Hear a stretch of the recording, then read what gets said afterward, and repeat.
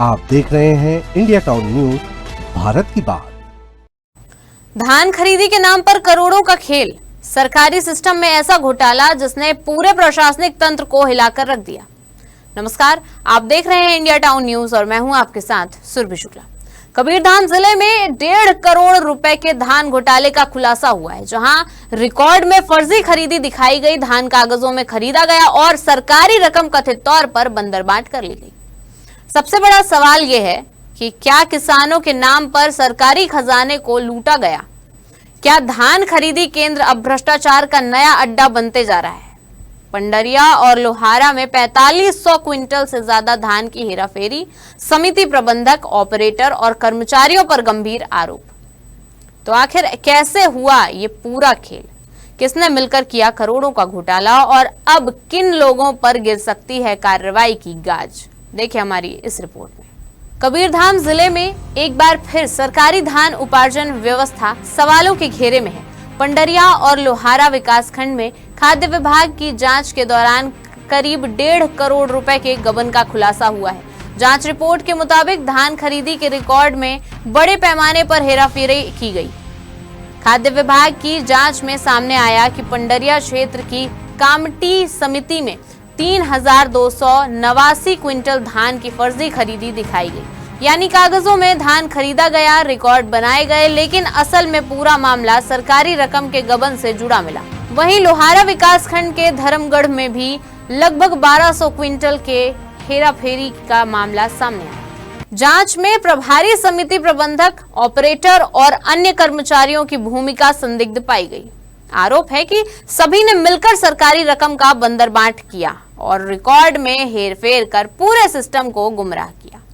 खाद्य विभाग ने इसे धान उपार्जन नीति का गंभीर उल्लंघन माना है।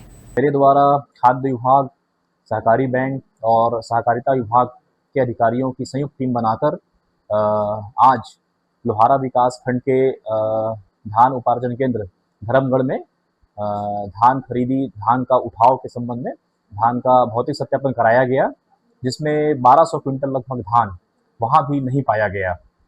प्रकरण की जांच में यह पाया गया कि वहाँ भी फर्जी खरीदी, फर्जी विक्रय का मामला दर्ज किया, प्रकरण निर्मित किया गया है, जो कि लगभग 1200 क्विंटल मूल्य 35 से 37 लाख रुपए के मूल्य का होगा।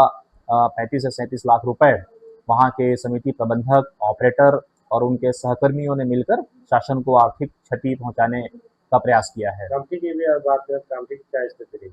कामठी में लगभग 3200 क्विंटल, जो कि लगभग 1 करोड़ मूल्य का शासन को क्षति पहुंचाने का प्रयास उन्होंने किया है और ये एक सुनियोजित षड्यंत्र के तहत किया गया है। मतलब इसमें एक से अधिक व्यक्ति, समिति प्रबंधक, उसके सहयोगी, ऑपरेटर और 1-2 लोग और, तो उन सब के खिलाफ भी कड़ी कार्रवाई कड़ी और गहराई से जांच की जा रही है। खाद्य अधिकारी चंद्रशेखर देवांगन ने इस मामले को शासन को आर्थिक नुकसान पहुंचाने वाला षड्यंत्र बताया है। विभाग ने दोषियों के खिलाफ पुलिस में एफआईआर दर्ज कराने के निर्देश दिए हैं। इधर घोटाले की खबर सामने आने के बाद किसानों और आम लोगों में भारी नाराजगी देखने को मिल रही है। किसान संगठनों का कहना है कि धान खरीदी केंद्रों में लगातार गड़बड़ियां सामने आ रही है, लेकिन समय रहते कार्रवाई नहीं होने से भ्रष्टाचार बढ़ता जा रहा है। किसानों ने दोषियों पर कड़ी कार्रवाई और पूरी प्रणाली में पारदर्शिता लाने की मांग की है। कबीरधाम में सामने आया ये धान घोटाला सिर्फ रकम का मामला नहीं है, बल्कि ये सवाल खड़ा करता है सरकारी खरीदी व्यवस्था की पारदर्शिता पर। अब सबसे बड़ा सवाल यही है कि क्या जांच सिर्फ निचले कर्मचारियों तक सीमित रहेगी या फिर इस पूरे नेटवर्क में शामिल बड़े चेहरों तक भी कार्रवाई पहुंचेगी। फिलहाल प्रशासन पूरे मामले की जांच में जुटा हुआ है। दोषियों से सरकारी राशि वसूलने की प्रक्रिया शुरू कर दी गई है, लेकिन इस घोटाले ने एक बार फिर यह साबित कर दिया है कि अगर निगरानी कमजोर हो तो सरकारी योजनाएं भ्रष्टाचारियों के लिए कमाई का जरिया बन जाती हैं। तो साफ है कि किसानों के नाम पर चलने वाली सरकारी योजनाओं में अगर इसी तरह फर्जीवाड़ा होता रहा तो सबसे ज्यादा नुकसान उन्हीं किसानों को होगा जिनके लिए ये योजनाएं बनाई गई हैं। अब देखना होगा कि प्रशासन इस घोटाले में सिर्फ कार्रवाई का दावा करता है या फिर वाकई दोषियों को सलाखों तक पहुंचाया जाता है। अब आगे क्या होगा ये तो आने वाला वक्त बताएगा। फिलहाल के लिए इस रिपोर्ट में इतना ही। अब मुझे दीजिए इजाजत और आप देखते रहिए इंडिया टाउन न्यूज, भारत की बात। नमस्कार।